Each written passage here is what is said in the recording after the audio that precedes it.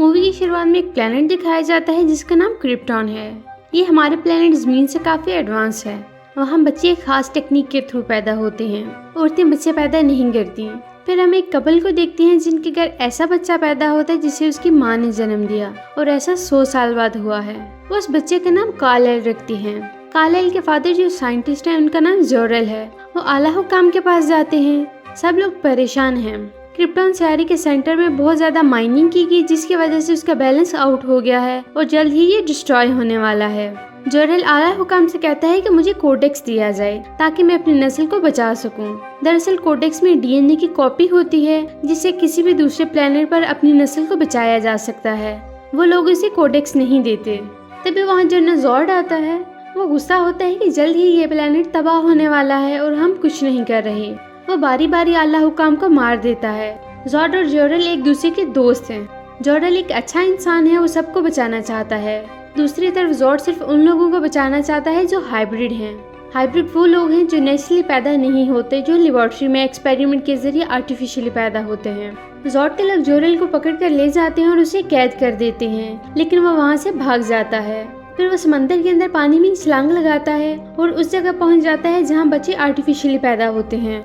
इन सब बच्चों का एक ही सोर्स है कोडेक्स। जोरेल कोडेक्स को लेकर अपनी वाइफ और बच्चे के पास आता है।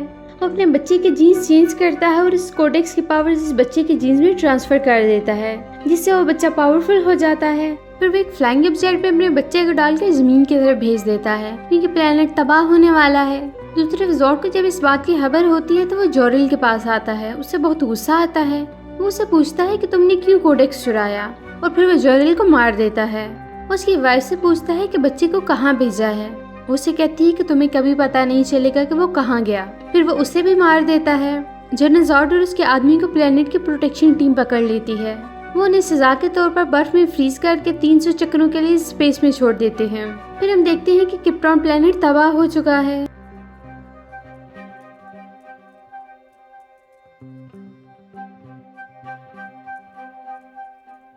इस वाक़ये के कुछ साल बाद का सीन दिखाया जाता है। कार्लाइल, जिसका नाम जमीन पर क्लार्क केंट है, वो एक आम से स्कूल में नॉर्मल बच्चों के साथ पढ़ रहा है। इस बच्चे में बहुत ज्यादा पावर्स हैं। ये छोटी से छोटी आहट को महसूस कर सकता है और आर पार की चीजों को भी देख सकता है। वो इन सब से बहुत इरिटेट होता है। वो स्कूल के स्टोर रूम में खुद को बंद कर देता है। उसकी टीचर आती है और उसे कहती है कि डोर ओपन करो, लेकिन वो नहीं करता। फिर उसकी माँ आती है। उसके कहने पर वो डोर ओपन करता है। उसकी माँ का नाम मार्ला केंट है। वो उसे घर ले आती हैं। क्लार्क के अंदर बहुत ज़्यादा पावर्स हैं और उसके फादर जोनाथन केंट ने उसे मना किया था कि किसी के सामने भी अपनी पावर्स को शो नहीं करना, और वो ऐसा ही करता है। एक दिन क्लार्क स्कूल बस में है, तभी वहाँ एक मोटा सा लड़का उसे तंग करता है, लेकिन क्लार्क उसे कोई जवाब नहीं देता, खामोशी से सुनता है। थोड़ी ही देर में वो बस पानी में गिर जाती है और सब बच्चे डूबने लगते हैं। क्लार्क से ये सब बर्दाश्त नहीं होता। वो सबकी हेल्प करता है, उन्हें बचाता है। आहर पर उस मोटे लड़के को देखता है जो उसे तंग कर रहा था। क्लार्क उसे भी बचा लेता है। जब वो घर आता है तो उस मोटे लड़के के पेरेंट्स उसके घर आते हैं और कहते हैं कि आपके बेटी के अंदर बहुत ज्यादा पावर्स हैं, आपको ये सब छुपाना नहीं चाहिए। क्लार्क के फादर उन्हें तो कोई जवाब नहीं देते, लेकिन क्लार्क को कहते हैं कि मैंने तुम्हें मना किया था कि तुम अपनी पावर्स किसी को न दिखाना। उनसे कहता है कि आप मुझे ऐसा करने से क्यों मना करते हैं। वो उसे कहते हैं कि दुनिया तुम्हारी पावर्स को एक्सेप्ट करने के लिए भी तैयार नहीं है। वो उदास होता है, उनसे पूछता है कि मैं नॉर्मल बच्चों की तरह क्यों नहीं हूँ। अगर मैं इन बच्चों की हेल्प नहीं करता तो क्या मैं मरने के लिए छोड़ देता। क्लार्क उदास होता है। उसकी उदासी देखकर उसके फादर उसे एक ऐसी जगह ले जाते हैं जहाँ एक स्पेसशिप है। वो उसे एस शक्ल के साइन की एक की देते हैं और कहते हैं कि ये भी स्पेसशिप के साथ आई थी। वो कहते हैं कि मैं धातु के साइंटिस्ट के पास ये की लेकर गया, लेकिन उसने कहा कि ये मेटल हमारे प्लेनेट की नहीं है, किसी और प्लेनेट की है। यानी तुम किसी दूसरे प्लेनेट से आए हो। वहाँ तुम्हारे पेरेंट्स होंगे, उन्होंने तुम्हें यहाँ भेजा है। शायद इस सब के पीछे उनका कोई मकसद हो। तुम उस मकसद को ढूंढो और पूरा करो। फिर हम देखते हैं कि क्लार्क बड़ा हो चुका है और वो अपनी फैमिली के साथ कहीं जा रहा है। रास्ते में टोर्नाडो आ जाते हैं और सब लोग भागकर पुल के नीचे छिपना शुरू कर देते हैं। क्लार्क की फैमिली भी गाड़ी से बाहर आ जाती है। तब उसके फादर को याद आ जाता है कि डॉग गाड़ी के अंदर है। वो उसे लेने जाते हैं। इसी दौरान उनका पाँव फंस जाता है और फ्रैक्चर हो जाता है। क्लार्क अपने फादर की हेल्प करना चाहता है, लेकिन उसके फादर उसे इशारे से मना कर देते हैं। वो नहीं चाहते कि इस टाइम दुनिया को उसकी पावर्स का पता चले। क्लार्क के फादर की डेथ हो जाती है, इससे वो बहुत दुखी हो जाता है। इसके बाद वो अपनी पहचान बदलकर मुख्तलिफ जगहों पर काम करना शुरू कर देता है, कभी रेस्टोरेंट में, कभी शिप में, वो मुख्तलिफ जगहों पर काम करता है ताकि अपने आप को पहचान सके कि वो कौन है, कहाँ से आया है और इसे यहाँ क्यों भेजा गया। दुनिया में घूमते घूमते वो कैनेडियन आर्कटिक पहुंच जाता है। वहाँ बहुत सर्दी है। लुइस लेन नाम की रिपोर्टर भी वहाँ आती है। दरअसल उन्हें खबर मिली होती है कि बर्फ के नीचे एक स्पेसशिप देखा गया है और इस स्पेसशिप के अंदर जो बर्फ है वो 3000 साल पुरानी है। रात को वो देखती है कि माइनस टेम्परेचर में वहाँ पर काम करने वाला आदमी कहीं जा रहा है और ये क्लार्क है। वो आंखों की लेजर से बर्फ को मेल्ट करके स्पेसशिप में चला जाता है। क्लार्क को स्पेसशिप में एक होल नजर आता है। इसकी शक्ल उसी लॉकेट की तरह है जो उसके गले में है। बचपन में ये लॉकेट उसके फादर ने उसे दिया था। होल में लॉकेट को डालने से स्पेसशिप एक्टिव हो जाता है। ल्यूसी इसके पीछे आती है। रोबोट इसे मारकर जख्मी कर देता है। क्लार्क अपनी आंखों के लेजर लाइट से उसके जख्म को ठीक कर देता है। स्पेसशिप बर्फ से निकलकर ऊपर चला जाता है और लुइस को वहीं छोड़ देता है। लुइस इस न्यूज को अखबार में छापना चाहती है लेकिन उसके एडिटर ऐसा नहीं करता। क्लार्क के सामने उसके फादर की इमेज आती है जो कि आर्टिफिशियल इंटेलिजेंस है। उसे बताते हैं कि मैं तुम्हारा फादर हूँ, हम क्रिप्टॉन प्लेनेट से हैं, तुम्हारा नाम काल-एल है। काफी साल पहले हमने काफी शिप्स को भेजा था नए प्लेनेट की खोज में, ये भी उनमें से एक है। हमारी सिविलाइजेशन एडवांस थी, हमने अपने प्लेनेट के रिसोर्सेज को यूज कर दिया और वो तबाह होने वाला था।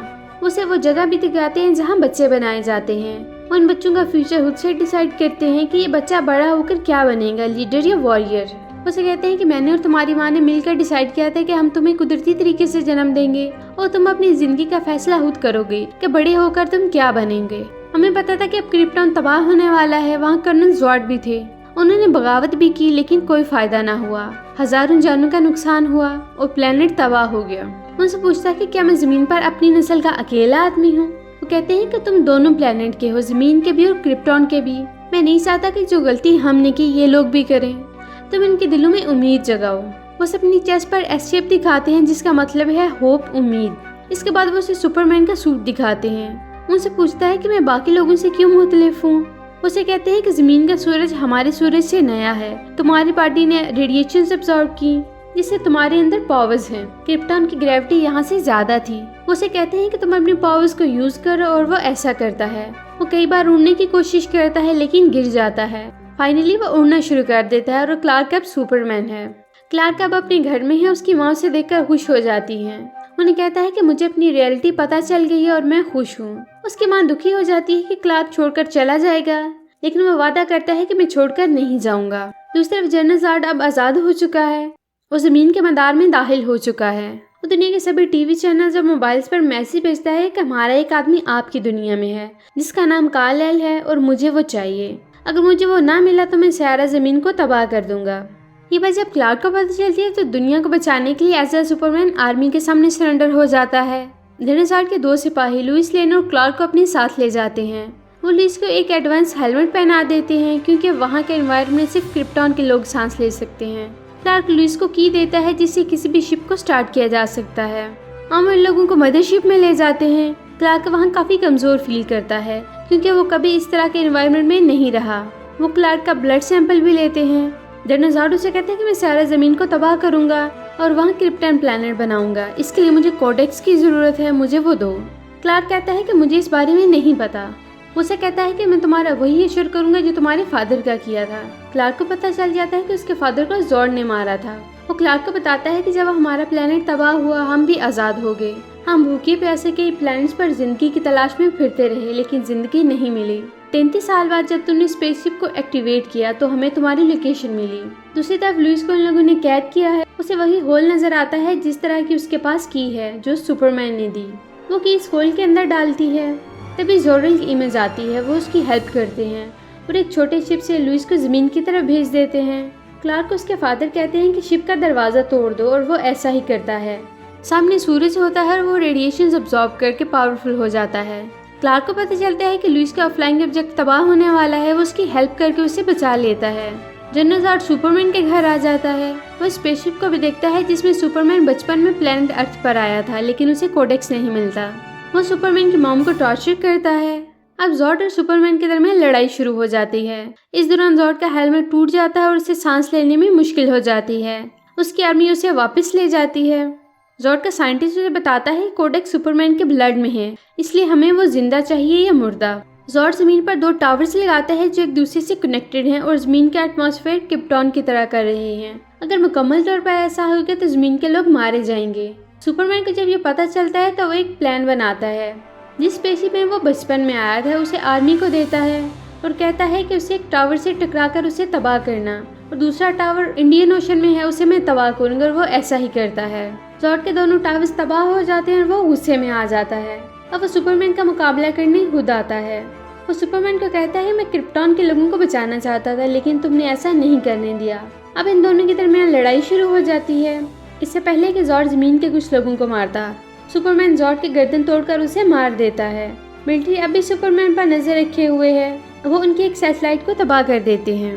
वो जनरल को बताता है कि जितना ये मुल्क तुम्हारा है उतना मेरा भी है, मैं यहीं पला बड़ा, इसलिए सरकार को ये बात समझा दो। आखिर में दिखाया जाता है कि सुपरमैन क्लार्क के नाम से लुइस के न्यूज़पेपर में उसके साथ काम करता है, और यहीं पर ये मूवी खत्म हो जाती है। तो कैसी लगी आपको हमारी आज की वीडियो? अगर आपको हमारी वीडियो अच्छी लगी तो हमारी वीडियो को लाइक करें, शेयर करें और हमारे चैनल को सब्सक्राइब करें ताकि इस तरह की इंटरेस्टिंग वीडियोज़ आपको मिलती रहें।